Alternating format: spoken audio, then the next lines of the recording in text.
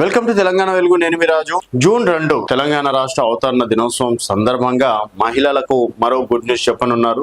ఇకపైన మన ఆర్టీసీ బస్సులలో మహిళలు ప్రయాణించాలంటే ఆధార్ కార్డు లేకపోతే డ్రైవింగ్ లైసెన్స్ ఇంకేదైనా కార్డు గుర్తింపు కార్డు చూపించాల్సినటువంటి అవసరం.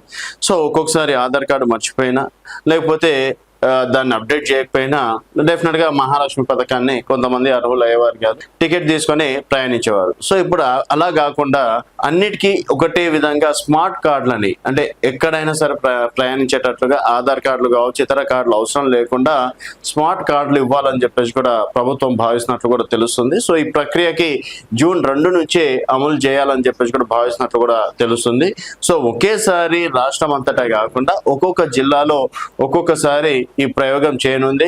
మరి జూన్ 2 తర్వాత ఆధార్ కార్డులు చెల్లవు అని చెప్పేసి కూడా వార్తలు రావడంతో సో జూన్ 2 నుంచి ఆధార్ కార్డు చెల్లవా అంటే స్మార్ట్ కార్డులు ఎవరికైతే ఇస్తారో వారికి మాత్రం ఆధార్ కార్డులు మాత్రం చెల్లవు. కేవలం ఈ స్మార్ట్ కార్డులు చూపిస్తేనే వాళ్ళకి మహాలక్ష్మి పథకం కింద ఫ్రీ టికెట్, 0 టికెట్ ఇచ్చే అవకాశాలు ఉంటాయి.